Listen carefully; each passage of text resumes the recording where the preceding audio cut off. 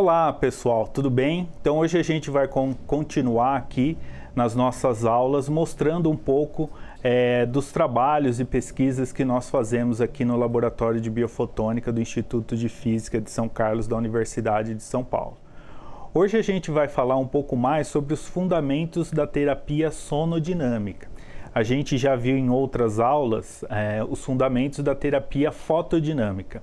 E agora a gente vai ver um pouco mais sobre essa terapia que usa o ultrassom. Então, só para sumarizar aqui o que a gente vai apresentar nessa aula, então a gente vai falar um pouco do que é o ultrassom, né? Responsável ali pela terapia sonodinâmica. Vamos falar um pouco sobre como o ultrassom se propaga e os seus efeitos em meios biológicos e entrar na terapia sonodinâmica em si, falar um pouco sobre todos os processos que a envolvem: cavitação, sonoluminescência, geração de radicais livres e os efeitos mecânicos ali, lise e sonoporação e alguns dos resultados. Bom, vamos lembrar o seguinte: o ultrassom ela é uma onda mecânica, então diferente da luz, que é uma onda eletromagnética, que a gente já viu aqui bastante nessas nossas aulas, nesses nossos vídeos, a onda eletromagnética a gente sabe que é caracterizada ali pelo fóton, que tem uma determinada energia.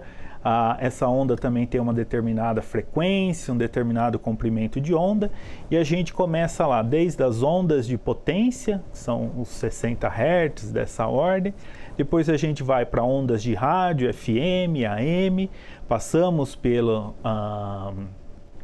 depois pelo micro-ondas, infravermelho, chegamos na luz visível, que é essa luz aqui que nos rodeia, onde a gente tem um bom detector que é o nosso olho.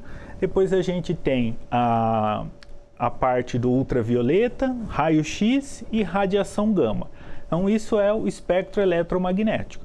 Mas a gente também tem um tipo de onda mecânica possível, que é o som. Então aqui vocês estão me vendo através de ondas eletromagnéticas, mas o som que eu estou falando, sendo captado aqui pelo microfone, é uma onda mecânica. Então eu também tenho um gerador de onda mecânica, que são as minhas cordas vocais. E tenho um detector de ondas mecânicas, que é o meu ouvido. E do mesmo jeito que do espectro eletromagnético, o som, essas ondas mecânicas, elas são divididas em várias frequências. Então nós temos a frequência aonde a gente consegue escutar, onde nós temos um detector. Então que é a faixa audível aqui do espectro dessas ondas mecânicas. Mas se a gente for para frequências ainda maiores, o nosso ouvido para de detectar, para de ser sensível a essa radiação, a essa onda aqui, a onda mecânica. E aí isso é o que a gente chama de ultrassom. Para frequências menores do que a frequência audível, a gente chama de infrassom.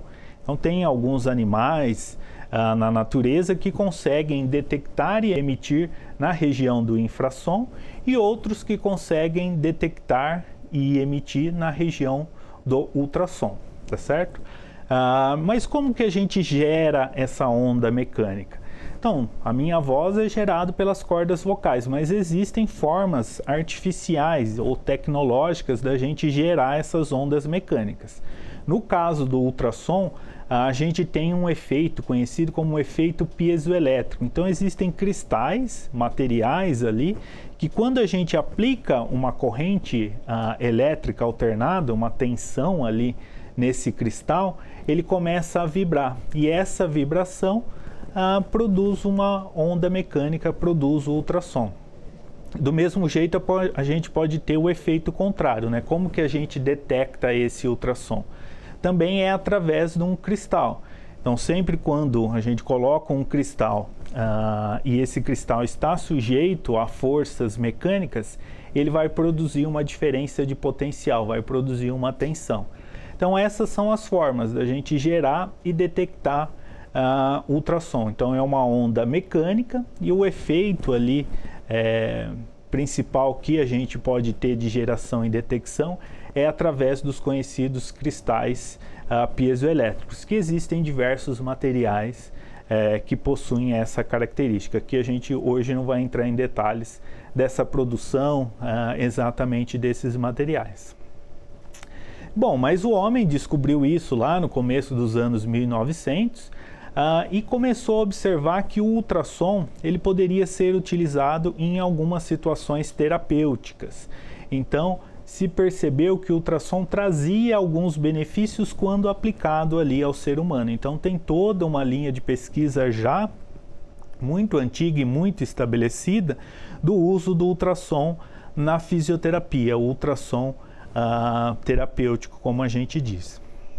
Então, aqui só mostrando detalhes de como esses equipamentos são construídos. Então, a gente tem ali um cabo que leva essa tensão ao transdutor e esse transdutor ali se deforma aqui de maneira mais grosseira, né, mostrando essa deformação de forma bem mais ampliada, mas é isso basicamente o que acontece. Então, quando a gente aplica a tensão, esse cristal ele diminui de tamanho, depois aumenta e isso vai produzindo então essa onda mecânica e essa onda se propaga no material, no meio. E a gente lembra que dependendo do meio essa propagação vai ser maior ou menor, com uma determinada velocidade, uma determinada diminuição ali dessa propagação, que a gente vai ver daqui a pouco. Mas lembrar que uma onda mecânica aqui ela vai se propagar de forma longitudinal, né? Então ela oscila e se propaga na mesma direção. E aí a hora que essa onda mecânica está se propagando, a gente tem regiões de variação de pressão. Então tem regiões onde essa pressão é maior, então temos regiões de compressão e temos regiões onde essa pressão é menor, que a gente chama regiões de rarefação. E aqui do mesmo jeito que com a luz, a gente na onda tem o seu comprimento de onda, tem a sua amplitude, tem os vales e os picos dessa onda. E aí quando a gente aplica então esse ultrassom, aqui mostrando esse ultrassom sendo aplicado ali num tecido, um tecido mole ali, a gente vai ter então essas regiões de alta e baixa pressão. Então de alta densidade ali onde o material vai estar comprimido e regiões de baixa densidade aonde o material vai estar rarefeito, tá bom? Aí aqui mostrando algumas ilustrações que são bem conhecidas da fisioterapia, de quem aplica em sistemas biológicos, né? Então o ultrassom já tem ali anos e anos de estudo, a gente não vai entrar nessa aula em específico, a gente vai falar aqui mais sobre a terapia sonodinâmica, mas já se conhece muito de como o ultrassom interage com os tecidos. Então a gente, por exemplo, sabe quando a gente tem uma frequência de ultrassom de 1 MHz, até onde ele se propaga no tecido. Então ele passa ali pela pele, chegando até o músculo, enquanto um ultrassom de 3 MHz, ele tem uma profundidade ali de interação menor. E a outra coisa diz respeito à divergência, né? 1 MHz ele tende a divergir mais do que 3 MHz. E tem algumas definições de quando a gente aplica esse ultrassom. A gente pode dizer que próximo ao transdutor é uma região de campo próximo, mais afastado desse transdutor a gente tem uma região de campo distante. Então são algumas características já conhecidas da interação do ultrassom com tecidos biológicos. Uma outra informação conhecida é, por exemplo, qual que é a taxa de aquecimento que um ultrassom provoca num tecido. Então é conhecido que 1 MHz, por exemplo, vai aquecer 0,2 graus Celsius por minuto por watt centímetro quadrado aplicado. Então se eu aplicar 1 watt por centímetro quadrado durante 1 minuto com 1 MHz, eu vou ter um aquecimento de 0,2 graus Celsius no tecido. Enquanto para o 3 MHz a gente vai ter um aquecimento de 0,6 graus Celsius. Então, devido a essa frequência maior ali, essa agitação maior que esse ultrassom de 3 MHz vai provocar, ele vai provocar um aumento de temperatura maior. E esse aumento de temperatura na fisioterapia, essa interação do ultrassom que é usada em muitas situações para alívio da dor, para efeitos de cicatrização e assim por diante. Aqui tem um quadro, resumo, dos efeitos que o ultrassom faz no tecido. E aí a gente divide esses efeitos em dois principalmente, os efeitos que são térmicos e os efeitos não térmicos.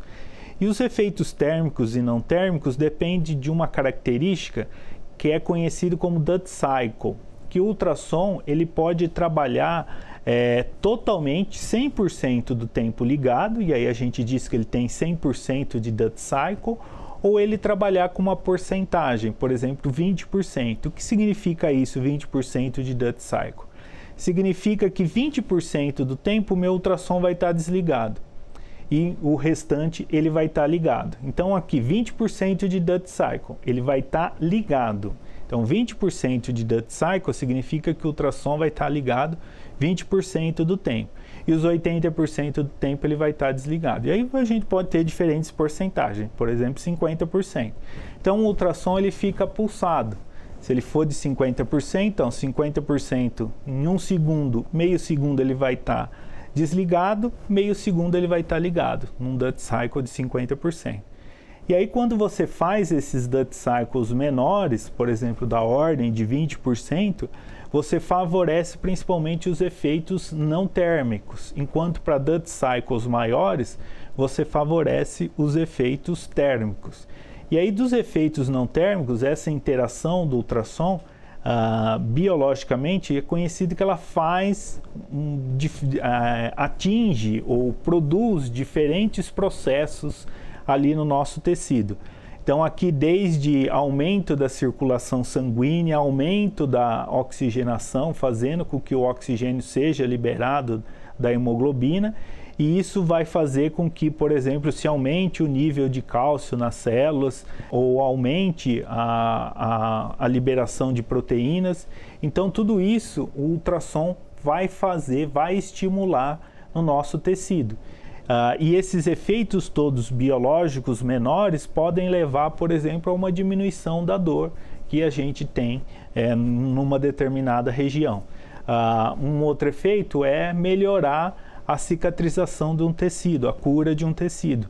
Então todos esses efeitos biológicos, como um outro aqui, a produção de colágeno, que é estimulada via ultrassom, vão levar a essa melhora na cicatrização, a diminuição da dor quando o ultrassom é aplicado. Então tudo isso já se é conhecido de efeitos biológicos do ultrassom. Então tem toda uma área de estudo nisso. Mas não é o foco da gente hoje aqui. A gente quer falar de terapia só na fotodinâmica. Então vamos lá, vamos lembrar que o ultrassom, assim como a luz, o ultrassom também, essa onda mecânica, vai sofrer os processos que a gente conhece da luz. Então reflexão, então do mesmo jeito que o som, às vezes quando a gente está em algum lugar, se a gente fala, o som pode bater numa parede e voltar até a gente. Então com o ultrassom é a mesma coisa, ele sofre o processo de reflexão. Ele também pode ser absorvido, então com isso leva a uma atenuação da sua intensidade. E assim por diante, ele pode ser espalhado, ele pode ser refratado. E aí aqui a gente quantifica tudo isso. Lembra que lá na luz a gente tem o índice de refração, tem o coeficiente de absorção e espalhamento. Aqui a gente tem também alguns parâmetros que caracterizam esse tecido, ou caracterizam esse meio. E um deles é a impedância acústica. E ali alguns exemplos, então, de impedância que nós temos. No ar, a impedância é baixa, então a gente sabe que o ultrassom ele vai ter uma propagação bem dificultada no ar, enquanto em outros tecidos ele tem uma impedância maior, tá bom?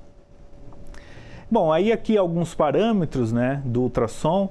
Então ele vai ter a sua frequência, tanto do aparelho quanto de modulação. Então ele pode ser 1 MHz, mas ter ali uma modulação de 20%, de 50%, a sua intensidade, o seu modo de trabalho, se é contínuo, pulsado, seu ciclo e o tempo de tratamento em si.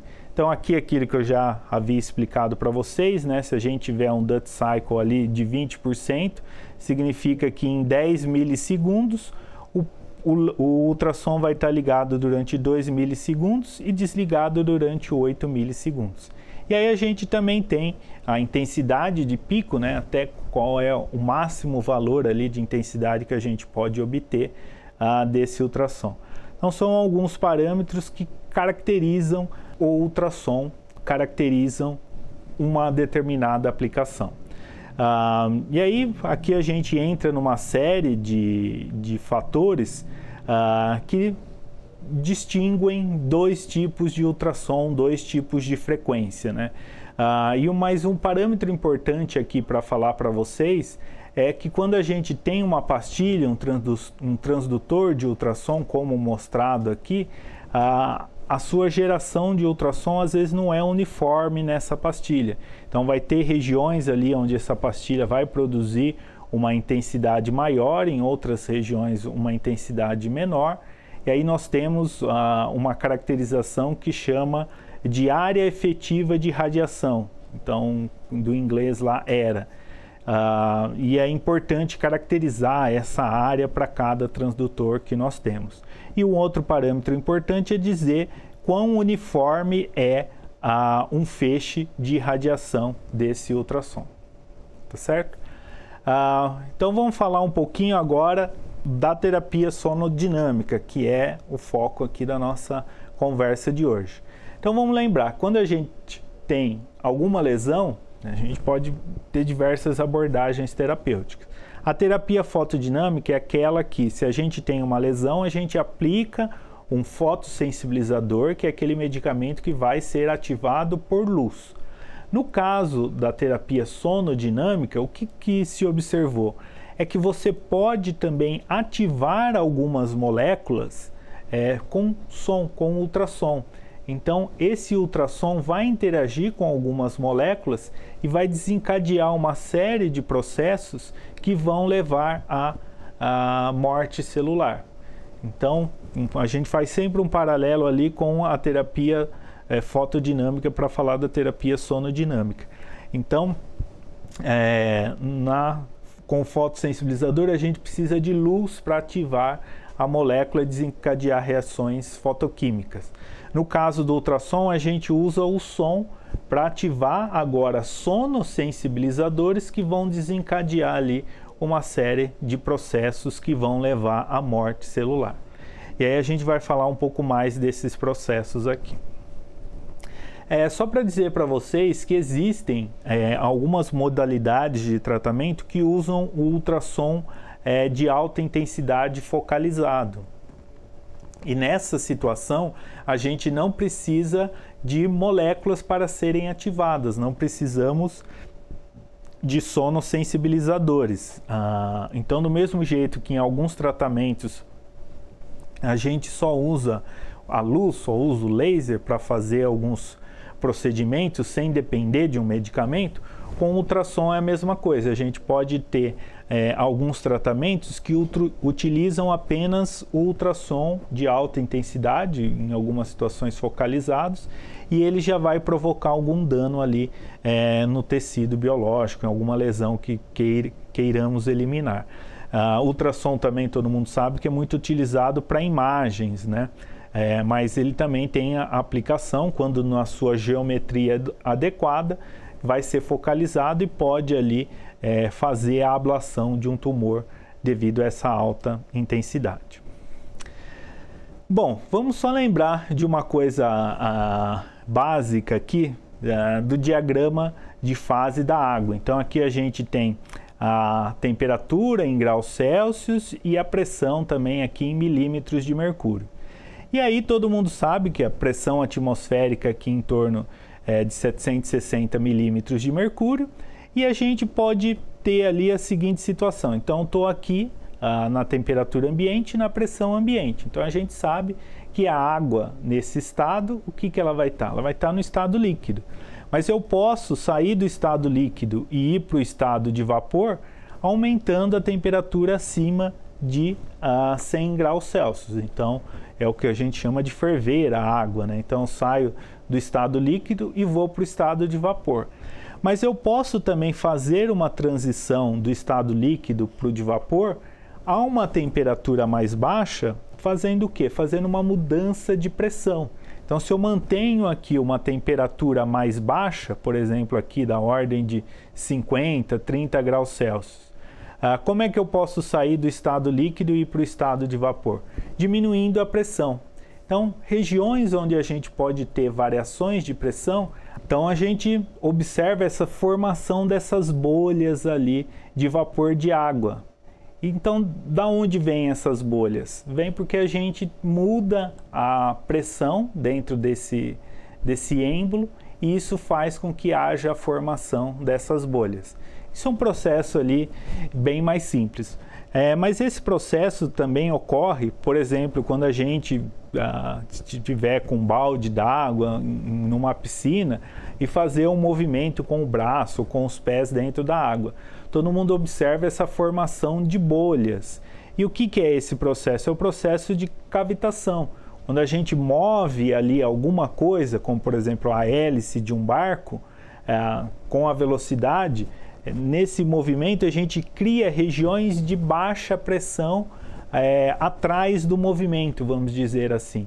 E nessas regiões de baixa pressão há a formação dessas bolhas.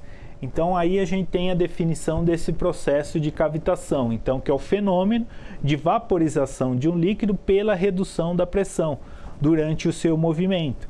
Isso também é muito comum nos encanamentos aí nas torneiras, que a gente tem ali regiões onde muda-se a pressão do líquido passando pelo encanamento e a gente pode ter ali a vaporização desse líquido, então saindo do estado líquido para o estado gasoso. Então é a mudança de uma fase desse líquido, não por uma mudança de temperatura, mas por uma mudança de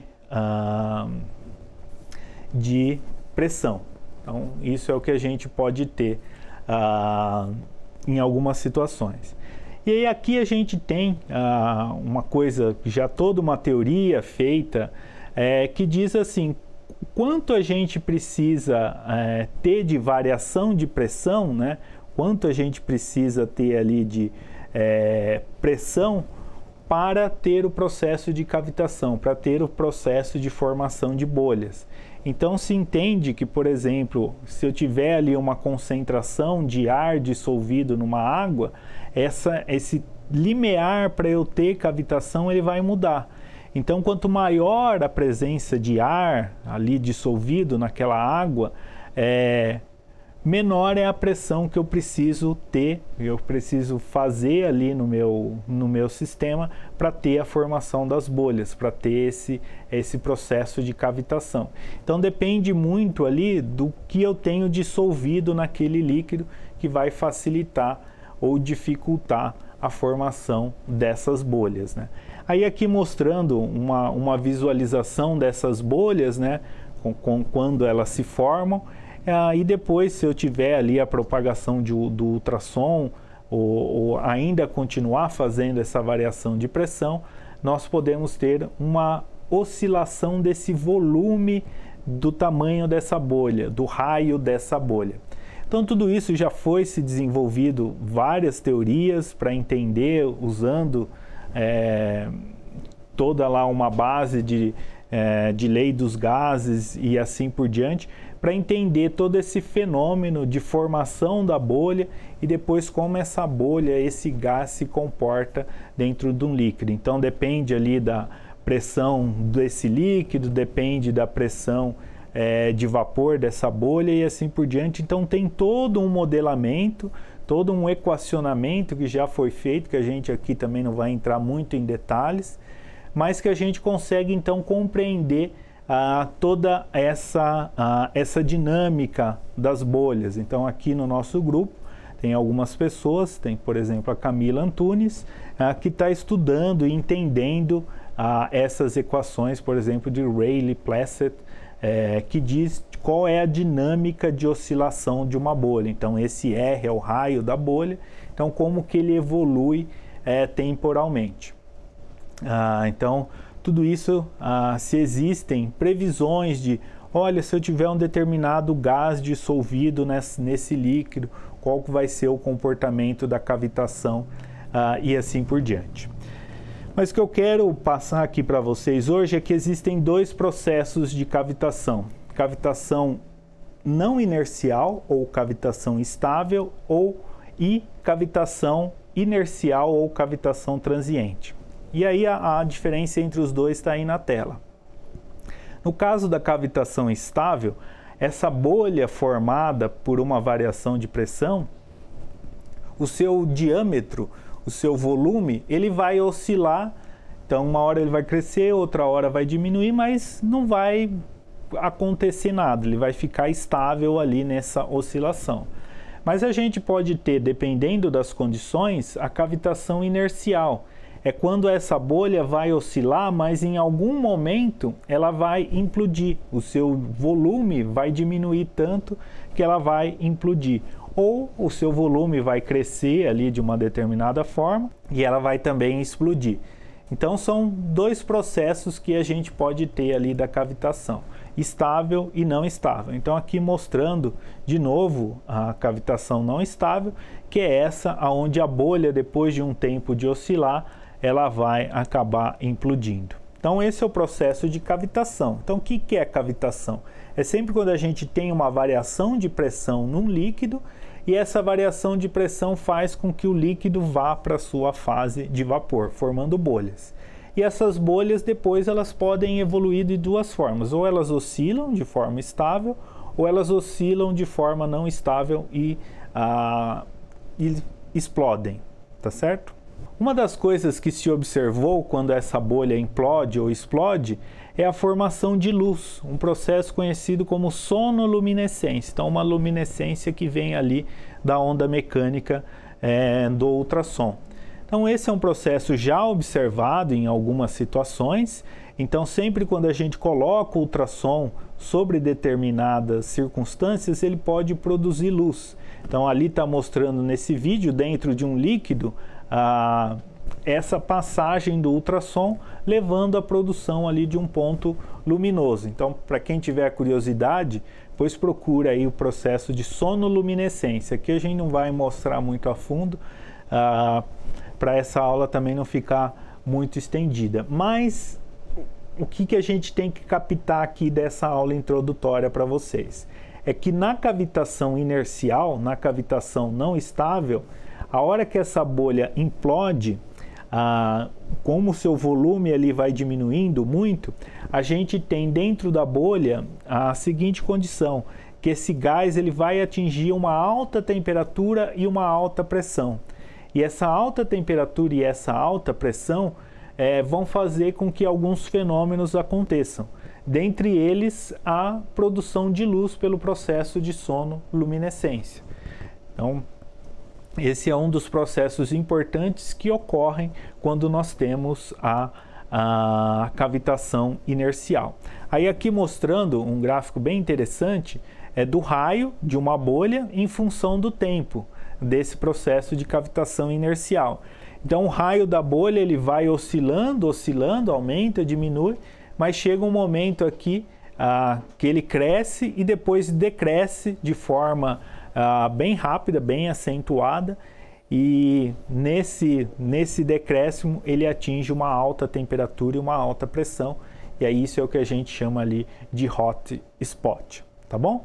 Aí aqui existem uma série de artigos que a gente vai deixar aqui de recomendação para quem quiser se aprofundar um pouco mais sobre esse assunto, mas nesse hot spot ali que a gente tem quando a bolha implode, outros processos podem acontecer. Então essa alta temperatura e essa alta pressão podem fazer como, por exemplo, que ocorra a hidrólise, né? A quebra ali da molécula de água. Então o H2O vira OH-H+, e assim por diante. Pode quebrar a molécula de O2, de nitrogênio, tudo isso devido a essa formação desse hot spot.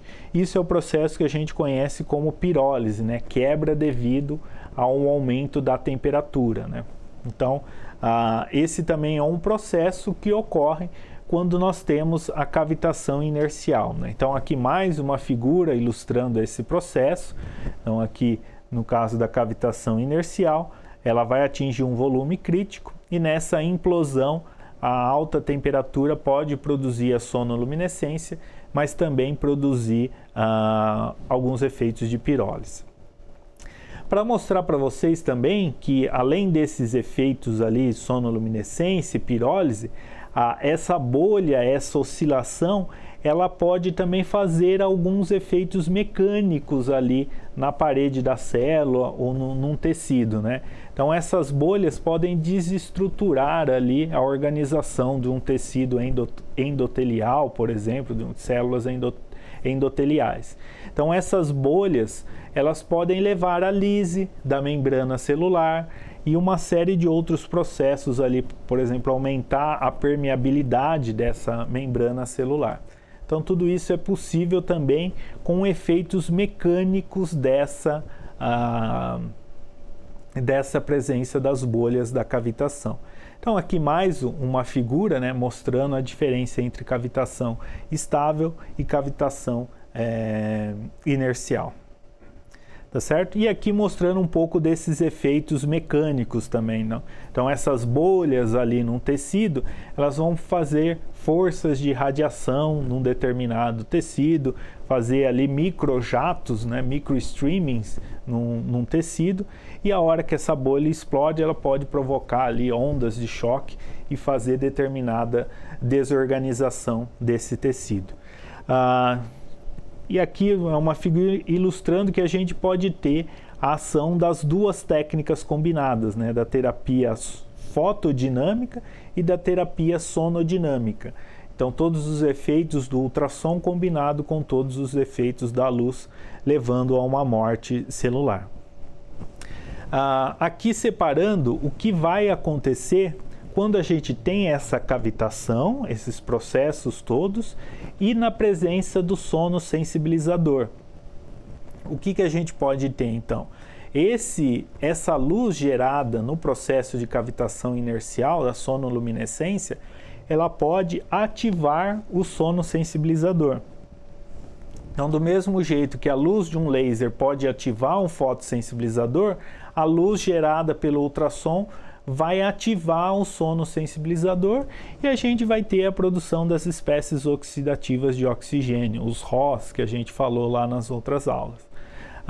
Então, o processo de sonoluminescência pode contribuir para a produção de ROS. E a outra possibilidade é a produção de ROS por pirólise. Então, a gente pode fazer ali a pirólise desde as moléculas presentes já no tecido, mas a gente também pode fazer a pirólise de radicais ali presentes no sono sensibilizador. E esses radicais vão levar à oxidação de um tecido. Tá bom?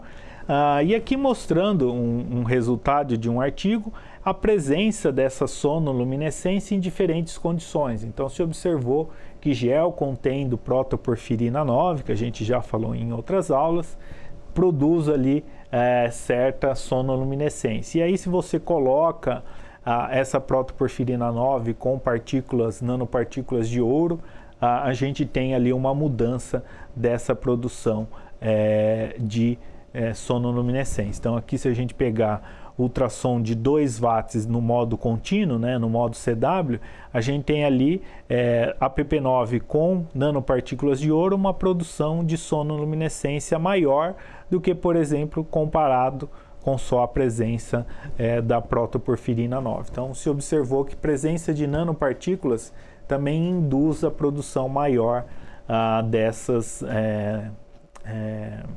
desses radicais, né? E aí aqui mostrando um outro estudo usando a curcumina, nanoemulsões de curcumina e ondas de ultrassom. Essa curcumina entrou ali em determinada célula e aí a presença do ultrassom levou aos processos de apoptose nessas células.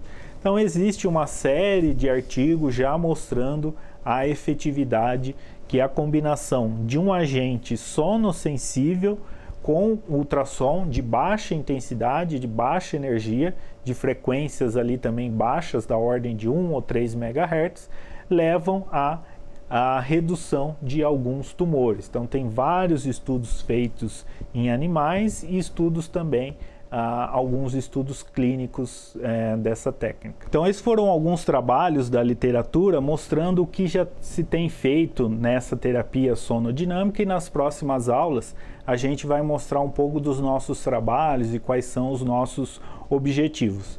Mas nessa aula introdutória, o que é importante então todo mundo saber sair dessa aula sabendo é o seguinte. Então, o ultrassom, a hora que ele interage somente com o tecido, ele já provoca ali uma série de efeitos.